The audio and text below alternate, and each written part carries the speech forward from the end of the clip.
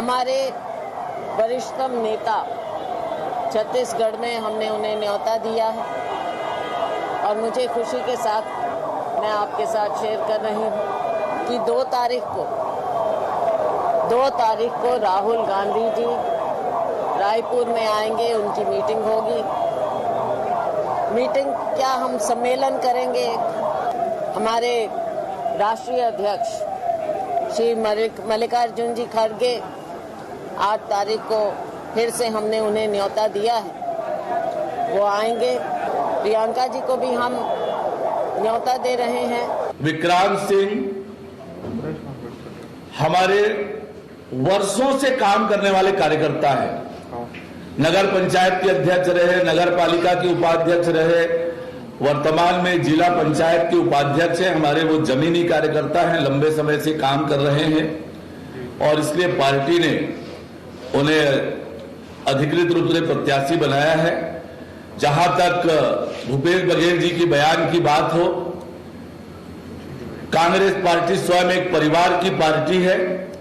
भूपेश बघेल जी अपने पार्टी की चिंता करें जो एक परिवार के इशारे पर, एक परिवार के लिए, एक परिवार के द्वारा संचालित होती है। ऐसे बहुत सारे बच्चियों की पढ़ाई चालू रहेगी। बहुत सारे लोगों को जानता हूं जो पैसे की वजह से अपने बच्चों को ठीक से खाना नहीं खिला पाते। 1000 रुपए महीना कम नहीं होता, बहुत होता। 1000 रुपए महीने से महिलाओं को बहुत फायदा होगा। उसके बाद है तीर्थ यात्रा की गारंटी।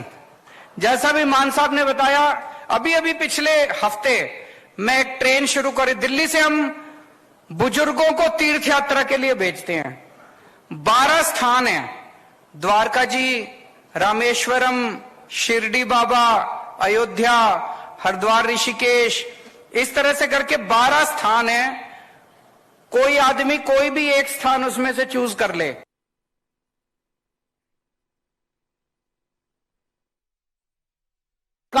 मैं हूं मोहन तिवारी। आज के मुद्दे में आपका स्वागत है और आज का मुद्दा है वो पॉलिटिकल गेम पर आधारित जिस पर आज हम बात करेंगे। कांग्रेस, भाजपा और आम आदमी पार्टी, तीनों ही पार्टियों ने अपनी पूरी ताकत झोंक दी है और अब चुनाव का जो टूर्नामेंट है वो ऑन हो गया है। ऐसे में क्या कुछ रणनीति है कांग्रेस की, क्या कुछ कहना है भाजपा का और आम आदमी पार्टी तीसरे प्लेयर के रूप में क्या अपनी जगह बना पाएगी, इन्हीं सब मुद्दों पे आज हम चर्चा करेंगे। राजनीतिक दलों की गतिविधियों को लेकर आपने बयान सुन लिए। कांग्रेस के पॉलिटिकल अफेयर कमेटी की बैठक हो चुकी है, एक रणनीति बन चुकी है, मापदंड तय हो गए हैं, वो भी टिकट जल्दी बांटना चाहती है।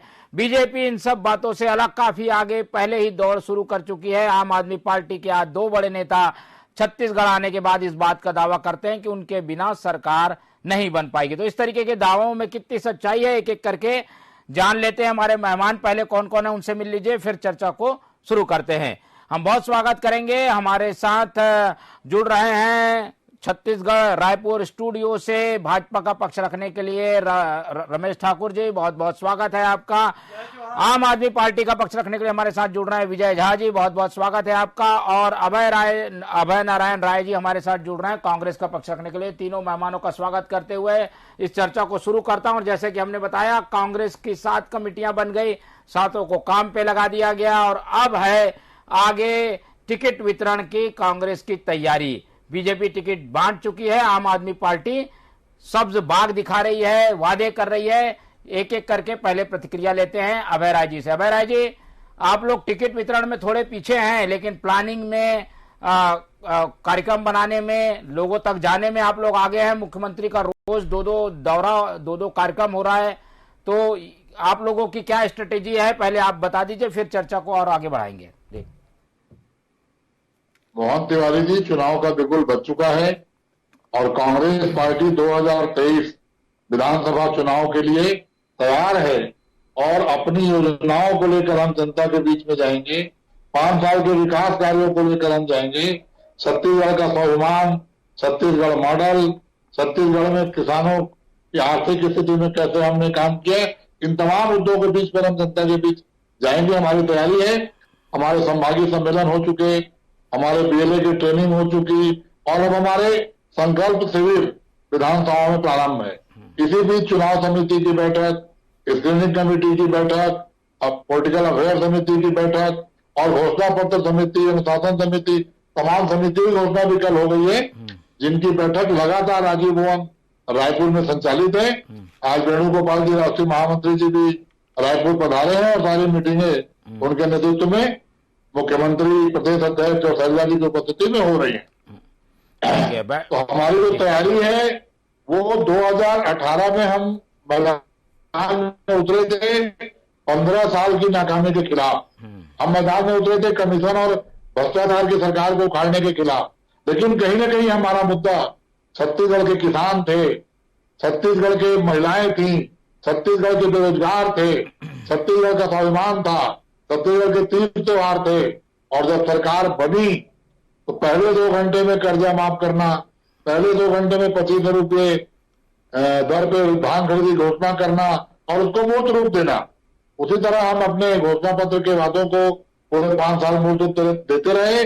कोरोना काल के आने के बाद भी, केंद्र के सरकार के असहयोग के बाद भी, केंद्र सरकार के द्वारा राशि रोके जाने के बाद भी, ईडी, सीबीआई जैसे तमाम संवैधानिक संस्थाओं का दुरुपयोग कर छत्तीसगढ़ को बदनाम करने के साजिश के बाद भी हम आज जनता के सामने एक खुली किताब और पारदर्शी की तरह जा रहे हैं, जहां हमारे मुख्यमंत्री 90 विधानसभा भेंट मुलाकात किए, अब युवाओं से भेंट मुलाकात कर रहे हैं और बेरोजगारों से भेंट मुलाकात कर रहे हैं, शिक्षित पढ़े लिखे नौजवानों से भेंट मुलाकात कर रहे हैं और अपनी बात रख रहे हैं। जनता 2023 में कांग्रेस की सरकार बनाने के लिए तैयार है और कांग्रेस की तैयारी जनता के राह पे जाने की पूरी है। ठीक है, ये कांग्रेस की बात थी। कांग्रेस ने आज अपनी सक्रियता बढ़ाई है क्योंकि पिछले कुछ दिन से बीजेपी लगातार सक्रिय है, नए नए दांव चल रही है, टिकट भी वो बांट चुकी है, इसलिए अब कांग्रेस के खेमे में हमें काफी कुछ हद तक तैयारियां दिख रही है। बीजेपी का क्या कहना है वो सुन लेते हैं। रमेश ठाकुर जी, अब कांग्रेस भी सक्रिय हो गई है, उनकी सब कमेटियां बन गई हैं, वो भी दांव पे दांव खेल रहे हैं, वादा कर रहे हैं, घोषणा पत्र भी बनने वाला है। क्या कहेंगे कांग्रेस की तैयारी को लेकर? आप लोग का क्या आकलन? आप लोग तो टिकट वितरण में ही उलझे हुए हैं लग रहा है। ऐसा है तिवारी जी कि आज छत्तीसगढ़ में जो कांग्रेस की स्थिति है वो किसी से छुपा हुआ नहीं है। आज भारतीय जनता पार्टी ने इस प्रदेश के कांग्रेस सरकार की जो 5 साल की नाकामी रहा है, जनता के साथ में वादा खिलाफी रहा है, उसको लेकर जो है चुनाव में हम जो है पूरी तैयारी के साथ में उतर चुके हैं। और जिस प्रकार से अभी कांग्रेस के प्रवक्ता भाई अभय नारायण जी बोल रहे थे कि आज पूरा छत्तीसगढ़ में एक होड़ मचा है कांग्रेस पार्टी में कि लूटो, किस कदर तक छत्तीसगढ़ को लूट सको। ये 5 साल में भ्रष्टाचार, कमीशन खोरी की सरकार कांग्रेस ने पूरा लूट कर छत्तीसगढ़ को अपने केंद्र के आकाओं को खुश करने के लिए यहाँ पर छत्तीसगढ़ को दांव पे लगा दिया है। आज किसानों की बात कर रहे थे, किसानों के साथ में सरकार ने इतना अन्याय किया है कि जो है वादा खिलाफी किया, कर्ज माफी करने की बात किया, आज कर्ज माफी कहाँ की है। आज महिलाओं के साथ बोल रहे थे सम्मान की बात किए, आज शराबबंदी की बात किए थे, आज शराबबंदी नहीं किए। अपने वादा से मुकरने वाली कांग्रेस सरकार, जिन्होंने 5 साल तक बड़े बड़े घोषणा 2018 में किए, लेकिन एक भी घोषणाओं पे इन्होंने अमल नहीं किया। खाली छत्तीसगढ़ को लूटने का, भ्रष्टाचार का ऐसा आलम बचा हुआ है छत्तीसगढ़ में सरकार में।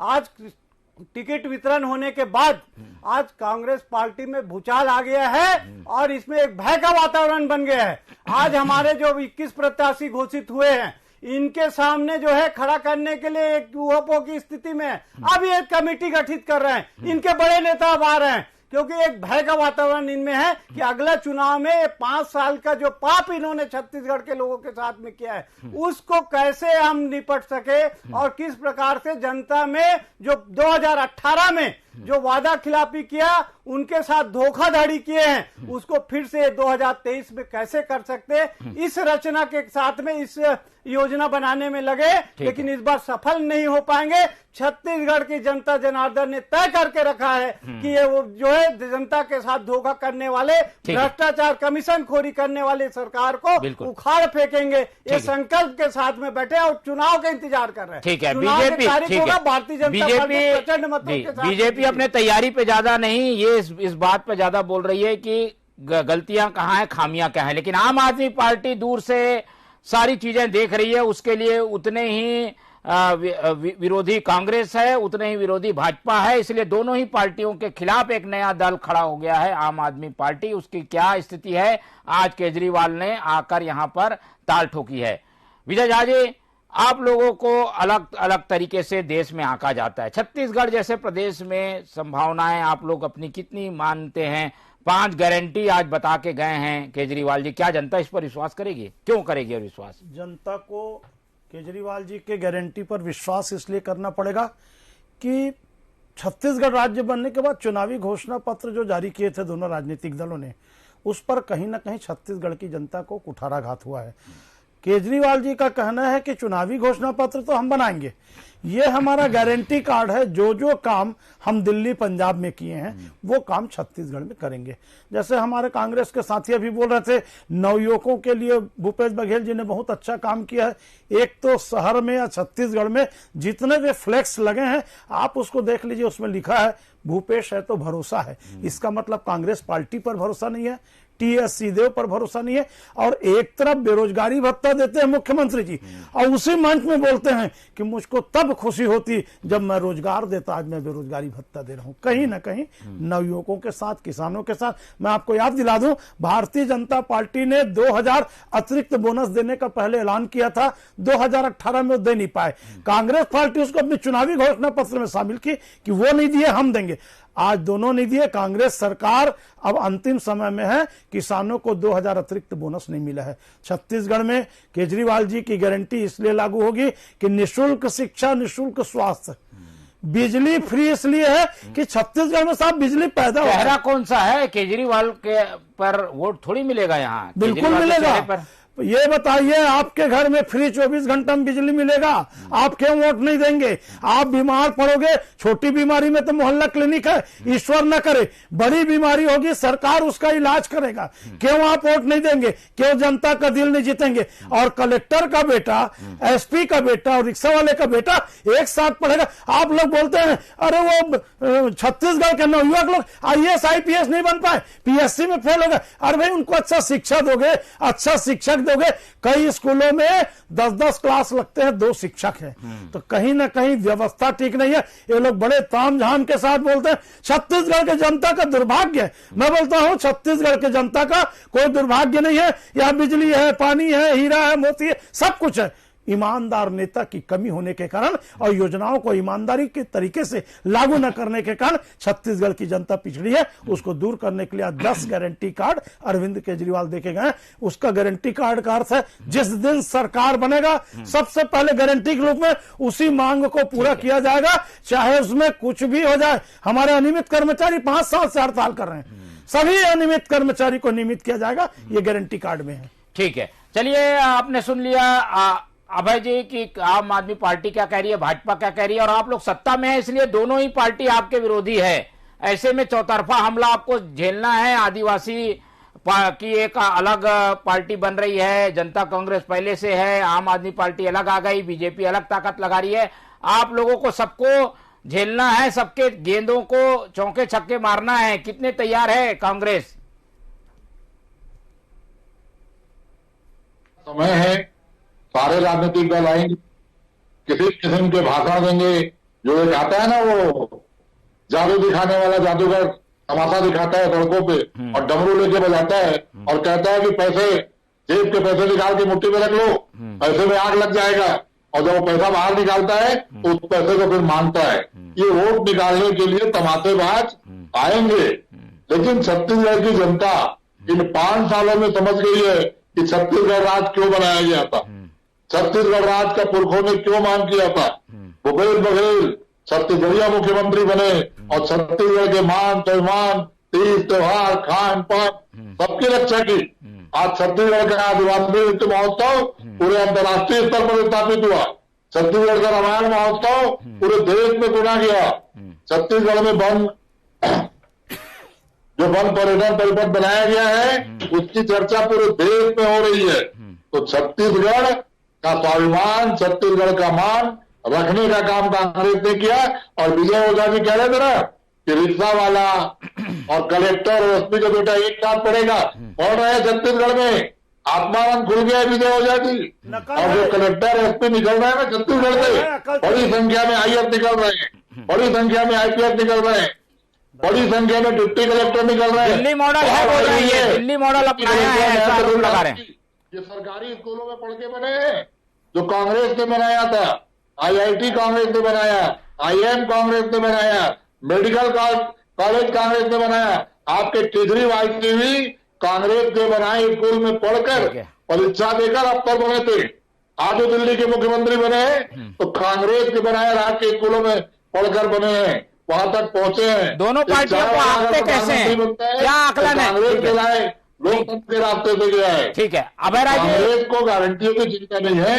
कांग्रेस ने जो 5 साल काम किया है उस कार्ड को लेके हम जाएंगे, अपने कार्ड दोनों पार्टियों को किस चुनौती के रूप में आंकते हैं आप? अभय राय जी, अब अभय जी आवाज मिल पा रही है?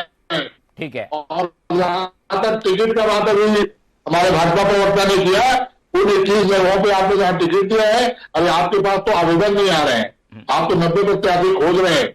हम लोकतांत्रिक प्रक्रिया में अपने कार्यकर्ता को आवेदन करने का मौका दे रहे हैं।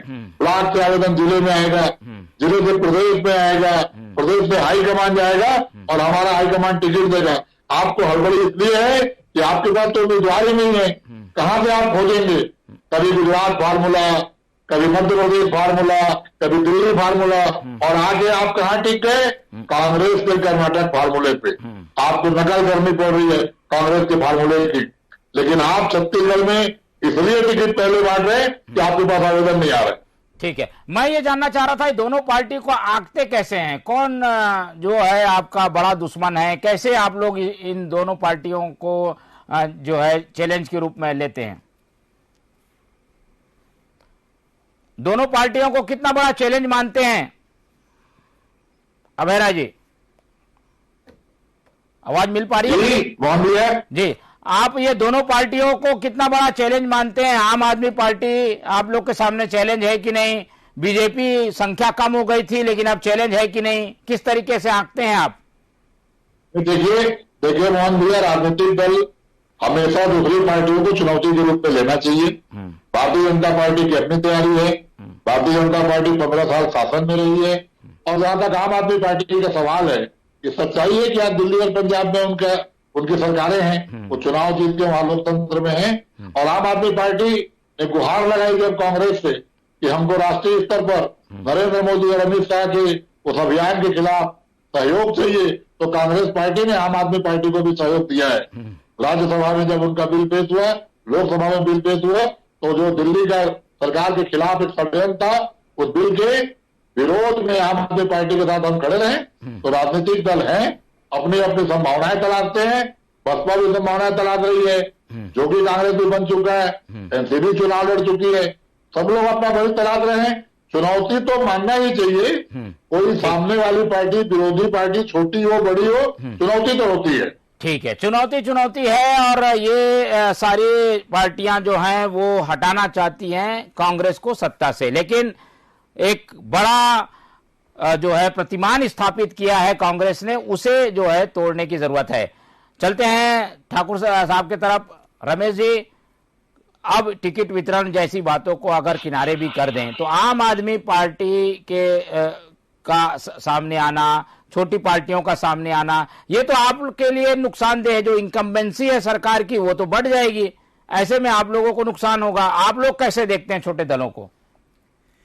देखिए मोहन तिवारी जी, आज छत्तीसगढ़ में भारतीय जनता पार्टी को न छोटे दलों के साथ में किसी प्रकार के हमको भय है, न कांग्रेस जो है अपने जो छत्तीसगढ़ के साथ में वादा खिलाफी किया है उसको जो है भुगतना ही पड़ेगा। अभी अभय नारायण जी कह रहे थे कि भारतीय जनता पार्टी के पास 90 विधानसभा में प्रत्याशी खड़ा करने के लिए जो है प्रत्याशी नहीं है, तो मैं उनको बताना चाहता हूं ये भारतीय जनता पार्टी है। भारतीय जनता पार्टी का नेता, शीर्ष नेतृत्व लेके हमारे जो है जिला से लेके सारे लोग अपने कार्यकर्ताओं को वजूद को पहचानते हैं कि हम, क्योंकि भारतीय जनता पार्टी लगातार जनता के साथ बीच में 365 दिन काम करते हैं, इसलिए हमको आवेदन लेने की आवश्यकता नहीं है। आवेदन लेने की आवश्यकता कांग्रेस पार्टी को है, क्योंकि उनको जो है ना कार्यकर्ताओं की अपनी पहचान होता है, ना उनको जो है उनका कार्यकर्ता कौन कहां कितना समर्थ है इसकी कोई पहचान नहीं है। इसलिए आप आवेदन लेके पहले उस पर जो है अपना विचार पहले आ जाओ, कितने लोग आ रहे हो आओ। और भारतीय जनता पार्टी की जरूरत इसलिए नहीं है कि हम कैडर बेस्ड पार्टी है, तो ये बात बिल्कुल इसमें मैं सहमत नहीं हूं। और हमने जो भारतीय जनता पार्टी का चयन समिति है, हमने देखे आज घोषणा पत्र समिति बनाया हुआ है। घोषणा पत्र में जनता जनार्दन के बीच जाकर उनकी राय लिया जा रहा है, और वो सारे चीजों को समावेश करके इस छत्तीसगढ़ को जो जिन्होंने 5 साल की सरकार कांग्रेस ने जिस प्रकार से इस छत्तीसगढ़ को लूटा है और इसमें विकास की गति को जो धीमी कर दिया है, आज छत्तीसगढ़ जब राज्य बना, माननीय देश के जो है हमारे पूर्व श्रद्धेय अटल बिहारी वाजपेयी जी ने छत्तीसगढ़ राज्य बनाए थे। आज छत्तीसगढ़ स्वाभिमान की बात करते, अरे स्वाभिमान को तो पूरा खत्म कर दिए। यहाँ छत्तीसगढ़ में एक भी राज्यसभा सदस्य छत्तीसगढ़ से देने में जो है असफल रहे, तो छत्तीसगढ़ियों की स्वाभिमान की बात तो करना नहीं है कांग्रेस पार्टी के लिए। और भारतीय जनता पार्टी पूरी तैयारी के साथ में इस चुनाव में उतरने वाला है, और जनता तैयार बैठी हुई है कि इस बार जो है इस कांग्रेस का जो आज ये बता दे कि इस कांग्रेस पार्टी विकास की बात करते, अरे छत्तीसगढ़ को पूरे गड्ढे में डुबो दिए, जिस क्षेत्र में जाओ वहां गड्ढा ही दिखेगा। आज जो है कोई भी विकास की बात कर दे, जिसको इस प्रदेश के मुखिया ने जो है उसका भूमि पूजन किया हो और लोकार्पण कर दिया हो, एक नाम बता दो। खाली काल्पनिक बात करने से कुछ नहीं होता है, हवा में बात करते कि हमने ये कर दिया हमने वो कर दिया, कुछ नहीं किया। छत्तीसगढ़ को पूरे गड्ढे में डाल दिए, और जनता में जबरदस्त आक्रोश है इस कांग्रेस की पार्टी के खिलाफ। ठीक है, आक्रोश है, उसका लाभ लेने की कोशिश में भाजपा है, लेकिन आक्रोश का लाभ किसे मिलेगा ये जनता तय करेगी। आम आदमी पार्टी की भी एक बार फिर से प्रतिक्रिया ले लेते हैं। आम आदमी पार्टी जो है वो मेट्रो सिटी की पार्टी के रूप में प्रचारित हो चुकी है। विजय झा जी, छत्तीसगढ़ गांव गंवई का क्षेत्र है, आदिवासी क्षेत्र, मैदानी क्षेत्र, मिला जुला क्षेत्र है। इस तरीके के प्रदेशों में अच्छा प्रदर्शन नहीं देखा गया अब तक आम आदमी पार्टी का। गोवा में असफल हो गए, गुजरात में असफल हो गए, यहाँ क्या आप संभावनाएं देखते हैं? ताकत आप लोग इतना ज्यादा लगा रहे हैं यहाँ। देखिए, दिल्ली और पंजाब में सफल हुए, हर कोई हंसते थे, अरे आप पार्टी कुछ नहीं है, कुछ नहीं है, चुपचाप झाड़ू छाप सरकार बना के बता दिए। गुजरात में नरेंद्र मोदी और अमित शाह के क्षेत्र में जाके सर्जिकल स्ट्राइक करके साहब 41 लाख वोट पाए हैं, 35 सीट में दूसरे नंबर पर हैं। इनके राहुल गांधी जी ने कहा गुजरात में हम आप पार्टी के कारण हार गए। हमारे अभय राय जी बोले थे चुनाव आ गया, कई लोग डमरू जैसे बजाएंगे, क्या ये स्वीकार करेंगे 2 तारीख को डमरू बजाने? राहुल गांधी भी छत्तीसगढ़ में आ रहे हैं। डमरू नहीं साहब, लोकतंत्र में नेताओं को जनता के पास जाकर के अपने विचारों को प्रकट करना है। हमको विश्वास है छत्तीसगढ़ की जनता दोनों पार्टी को देख चुकी है। हमारा नारा ही है केजरीवाल जी का, एक मौका केजरीवाल को, हमको एक मौका दो। तो केजरीवाल जी क्या यहाँ किसी का चेहरा घोषित करेंगे? क्या कौन है मुख्यमंत्री का? कौन राजनीतिक पार्टी चेहरा घोषित करता है? वो तो लोकतंत्र जो नहीं मानते, लोकतंत्र की हत्या करते हैं, वो चेहरा प्रस्तुत करते हैं। मुख्यमंत्री का चेहरा चुने हुए विधायकों के निर्वाचित, भले हाईकमांड ला दे, सब में होता है, लेकिन निर्वाचित विधायक। अभी से हम किसी का चेहरा नहीं रख रहे हैं, हम चेहरा रख रहे हैं जैसे भाई भारतीय जनता पार्टी नरेंद्र मोदी के नाम से चुनाव जीत सकता है, यदि कांग्रेस पार्टी राहुल गांधी के नाम से चुनाव जीत सकता है, तो आम आदमी पार्टी अरविंद केजरीवाल, भगवंत मान और मनीष सिसोदिया जैसे नेतृत्व में क्यों चुनाव नहीं जीत सकता और सरकार नहीं बना सकता? मुझको बताएं। ठीक है, चलिए, आम आदमी पार्टी की अपनी स्ट्रेटेजी है और कई दल भी हैं। अभय राय जी की ओर चलते हैं। अभय राय जी, आज आप लोगों की महत्वपूर्ण बैठकें थी, अब जो है आप लोग चुनावी अभियान को जोर देने वाले हैं। राहुल जी आएंगे, खड़गे जी आएंगे, प्रियंका जी आएंगे, समय कम है, लेकिन क्या सोच के रखा है आप लोगों ने? इनके बड़े नेता आ रहे हैं, आम आदमी पार्टी तक के बड़े नेता आ रहे हैं, आप लोगों के अभी तक चालू नहीं हुआ है बड़े लोगों का आना? मोहन भैया, अभी आपने जो प्रश्न किया था विजय ओझा जी से कि आम आदमी किसको चेहरा बनाएगी, विजय झा जी केजरीवाल जी को जाना जाता है कि अपने साथियों को कैसे राजनीति से वो गायब कर देते हैं। आज कहाँ है योगेंद्र यादव, आज कहाँ है कुमार विश्वास? क्या ये राष्ट्रीय बातें हैं? छत्तीसगढ़ के परिप्रेक्ष्य में आपने जो कहा कि क्या रणनीति, कांग्रेस एक तरफ विधानसभा वाइज संकल्प सिद्ध कर रही है, मुख्यमंत्री जी, दीपक बैज जी और सैजलिया जी सभी विधानसभाओं में जाने का प्रयास कर रहे हैं, सभी संकल्प शिविरों में शामिल हो रहे हैं और कार्यकर्ता संकल्प ले रहे हैं कि छत्तीसगढ़ को आगे ले जाने वाली, छत्तीसगढ़ के विकास को स्थापित करने वाली छत्तीसगढ़ मॉडल वाली पार्टी दोबारा फिर इस छत्तीसगढ़ की सेवा में आए। दूसरी तरफ जितनी समितियां बना दी गई है चुनाव को लेकर, वो समितियां अपनी बैठक कर, आज लोकसभा के जो पर्यवेक्षक बनाए गए 11 उनकी बैठक हुई, राजनीतिक अफेयर समिति की बैठक हुई, इसी तरह घोषणा पत्र समिति की बैठक बहुत जल्द होगी।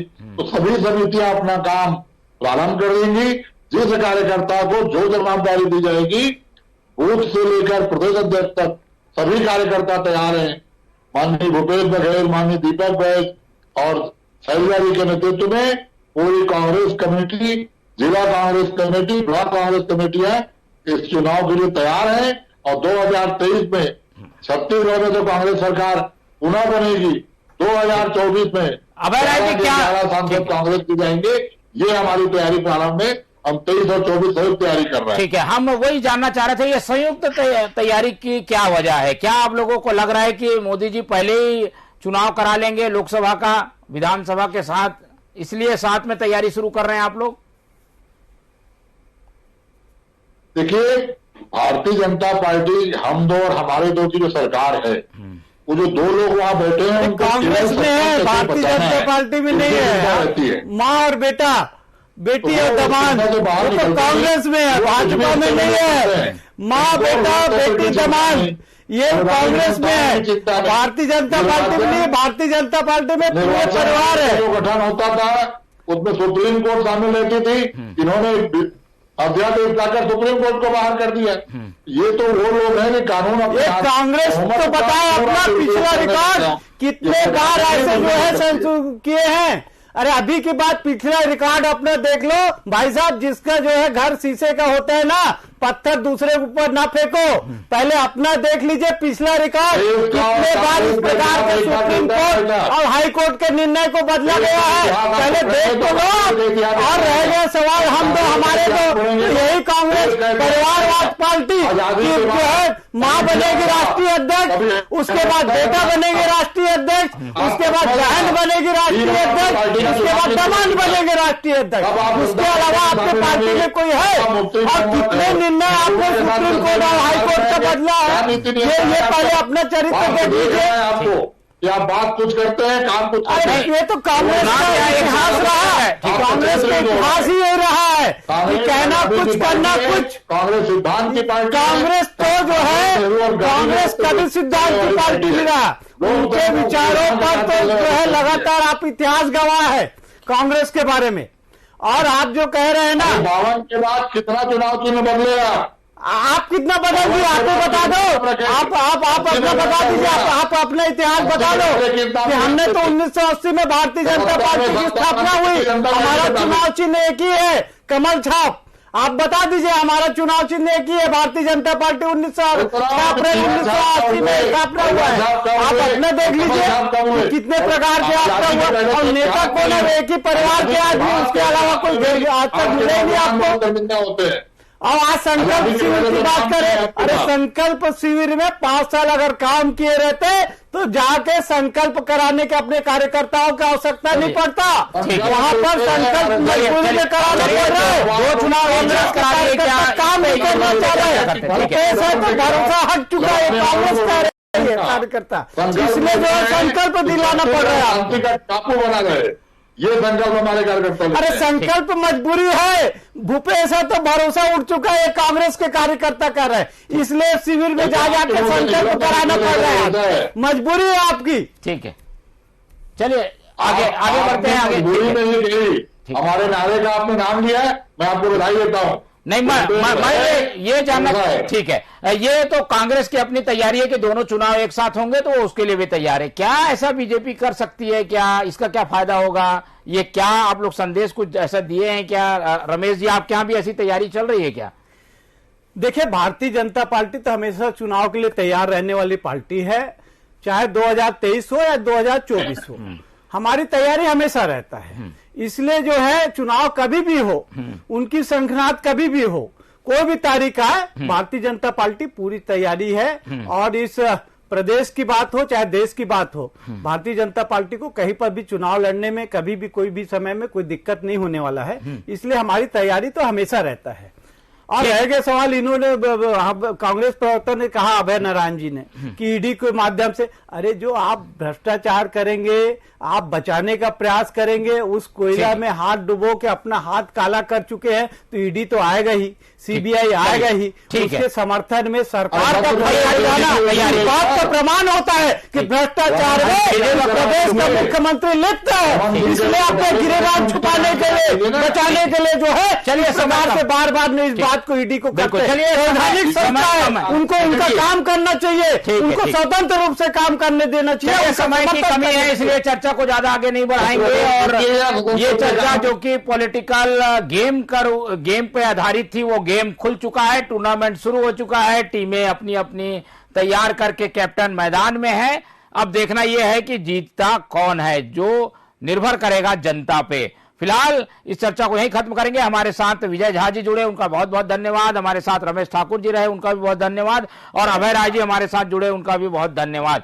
तो तीनों मेहमानों का धन्यवाद है और चर्चा को हम यहीं खत्म करते हैं। पॉलिटिकल गेम शुरू हो चुका है और आप लोग इसको देखते रहिए। मुझे दीजिए इजाजत, नमस्कार।